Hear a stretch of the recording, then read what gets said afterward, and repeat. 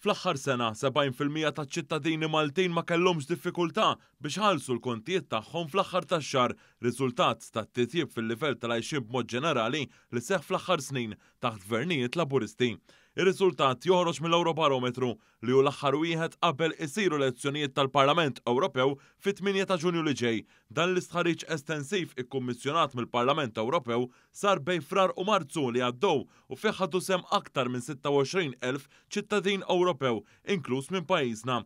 Iċ-ċifra ta' dawk li kapaċi ilaħqu mal-kontijiet f'pajjiżna anke meta mqabbla mal-bqija tal-Ewropa tur il-qada tal-familji Maltin u għawċin f'dan il-perjodu ta' sfidi internazzjonali tajba ħafna.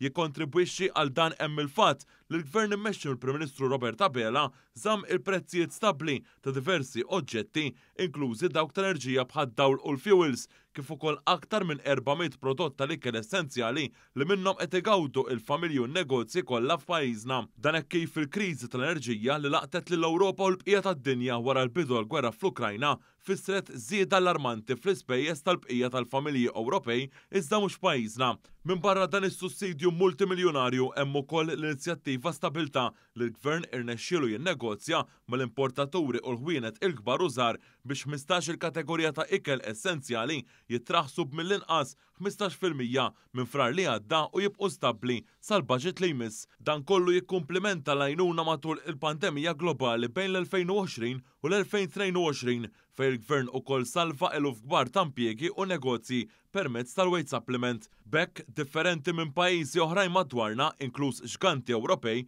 ir-rata tal-familji f'pajjiżna jifilħu għal kontijiet tal-ħajja iferm aqwa mill-medja l-pajjiżi fl-Unjoni Ewropea, dik ta' 63%. F'din l-aħħar pubblikazzjoni tal-Istudju Ewropew ġie nnutat li pajjiżna kellu żieda ta' 5% f'dawk li mhux isibu diffikultajiet iħallsu il-kontijiet imqabbel mal-Eurobarometru preċedenti li kien sar f'Settembru u Ottubru tas-sena l-oħra. Minn analiżi li jagħmel One News jiġi nnutat ukoll li din is-sitwazzjoni attwali f'pajjiżna ħafna differenti milli kienet fl-2010 taħt l-aħħar amministrazzjoni nazzjonalista ta' Lorenz Gonzi, fejn ukoll kien hemm kriżi finanzjarja li iżda kienet ferm iżgħar minn dawk tal-lum.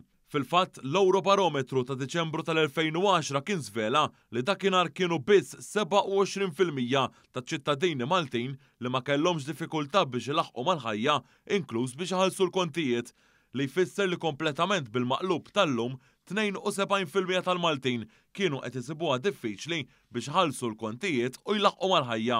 F'dak il-perjodu, il-familji u n-negozji Maltin u għawċin kienu qed jiffaċċjaw l-ogħla kontijiet fl-istorja u fl-Ewropa li l-Gvern ta' Gonzi PN kien impona bil-qalb u kulħadd kien obbligat jidra. Imqabbel mal-lum, id-diskrepanza fost dawk f'diffikultà biex ħallsu l-kontijiet kull xahar kbira.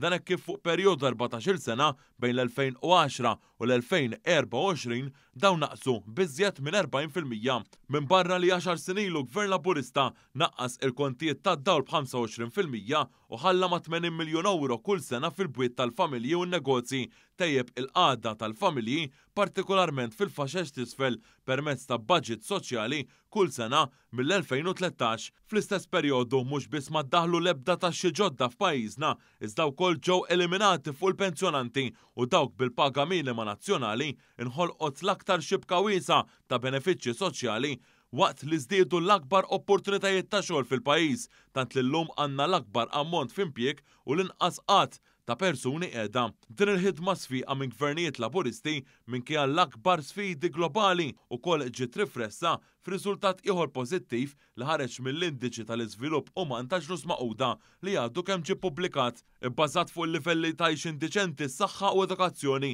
mill-aħħar sin li hawn Malta bdiet tikklassifika mal-aqwa 15-il pajjiż fl-Unjoni Ewropea u mal-aqwa 25 fid-dinja kollha għall-iżvilupp uman.